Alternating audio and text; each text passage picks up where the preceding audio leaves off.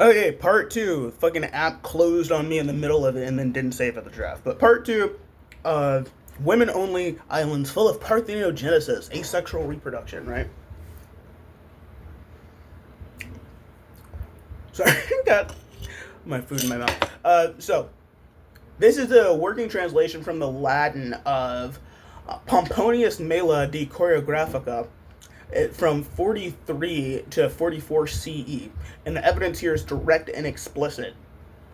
It says, beyond, and this was originally written in Latin. Beyond them, a great bend of the coast encloses a large island. They report that only women live on it. They are hairy over their entire bodies and fertile of their own accord, without intercourse with males. Their character is said to be so rough and wild that some can scarcely be restrained with chains from resisting. So, this supports the hypothesis, and here is why. We have three decisive phrases that occur together. Only women, without intercourse with males, and fertile spontaneously of their own accord. This is the strongest direct Western language witness that we have, thus far anyway. So, geographical importance. Mela embeds the report into a voyage down the Atlantic-facing coast of Africa and attributes it to Hanno. Immediately afterwards come the fiery mountain Western Ethiopians. Gorgades associated with Gorgons, Hesperides, Atlas, and Fortunate Islands. The passage therefore belongs to the same mobile Atlantic African island geography that medieval and early modern writers repeatedly located. Okay, so here's the interesting thing though. So I'm trying to prove like the ancient story of the women only islands, and that it wasn't, and that the Khalifa story and these later stories were changed. They didn't need men to come to the island. Men wrote that story in, so others would never know of the strength of women, and slowly this would disappear into the mythology it is today, right? And then we know that I'm also trying to place this in America, because my belief is that ancient America is the home of all things, right? So we already have an Esplandian's romance that chronicles Queen Khalifa. That takes place in California, on the island of California. And we have old maps that prove California used to be an island, and all of the dams and all the bullshit, the fucking concreted over river, this is all to hold back that water system so that California never becomes an island again, because this is the natural ebb and flow of the lands. The land is a living thing that changes, you know, but we have put in place, or not me, but people have put in place this shit so to keep nature from happening, and to keep the people from knowing that this ever was an island, or that it ever could be again. But, you know, they talk about the San Andreas fault. That's nothing compared if these dams break, or if a fault or earthquake does break a dam. But at the same time, it would be better than having the dams in place, because having the dams in place allows you to have shit where everybody could just die. Anyways, California used to be an island. And Africa, if you go back on old maps as well, some old ass maps, you can see places in South Africa labeled as, or in South America labeled as Africa. And there are some etymological studies that show that Africa was a word that just meant from afar. Like, they would just say you were African if you were from a faraway place. Like, dead ass. That's what it used to mean. So, the difference here with our centralized, my thesis is that Mela does not call these women Amazons. Well, that's not necessarily a problem, because Amazon, like, that's just a word. They are absolutely describing the same thing.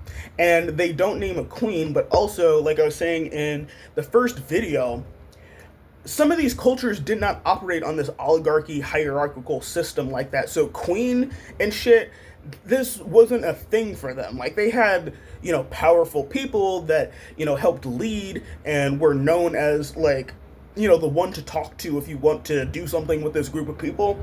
But it wasn't king and queenship as we know it today. with certain cultures, like some people did do that. So not having a queen, that doesn't put me off. That just makes me think that the story is told differently or through a different lens, like a different historical perspective. I don't know why my nose is itching so much. Okay, so the classic mountains and seas of Gopu's Yellow Pool. So Shan Hajing oversees Classic of the West, commentary of Gopu. This is the source. So the date on the base text is from 276 through 324 CE. And this is a very explicit evidence. Hold on. Okay, so the translation of this text directly is the country of women lies north of Wuhan, or yeah, I don't know how to speak Chinese, but two women live there with water surrounding them. Another version says that they live within a single gate. So Gopal's explanatory note is that there is a yellow pool. When women enter to bathe in it, they emerge pregnant. If a male child is born, he invariably dies at 3 years of age. Okay, so I'm going to pause here, I think, for this one, because this, like, they die at 3 years of age, right? So this is super important to this story, because if you know the story of Queen Khalifa, what do they say in the Esplandian novel? What do they say? They say that on the island, on Queen Khalifa's island, the women, they live without men. They are warrior women, but they do not reproduce asexually, because this is way back in the 1500s. Or this is more recently in the 1500s. The stuff that I'm reading from now is way older.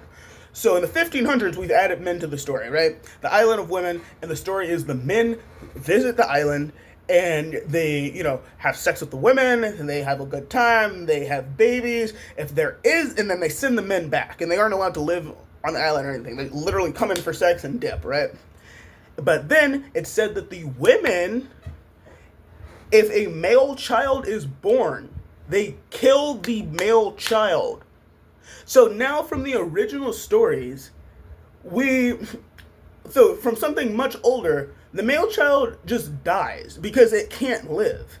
It isn't killed, but it turns into these women kill male babies. These women are evil. These women are living with our men.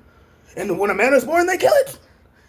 But no, and this makes sense because through parthenogenesis, asexual reproduction, only a female can be a viable birth. Period.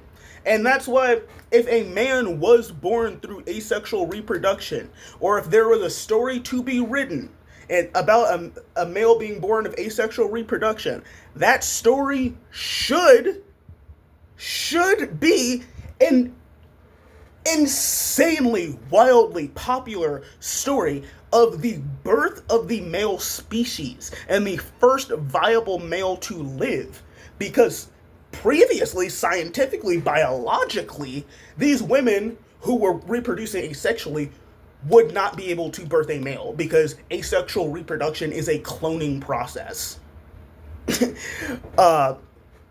So it's very interesting how the story starts to change here. I'll read one last part and we'll wrap it up. I only have a minute. So this is a woman-defined land surrounded by water with pregnancy generated through bathing rather than intercourse. And it's funny because they might have said that just because they didn't understand it, because we know asexual reproduction in other species can happen without magical waters, right? So maybe these people just saw the women in their cultural water birth and thought the water was what enabled them to do this high magic, right?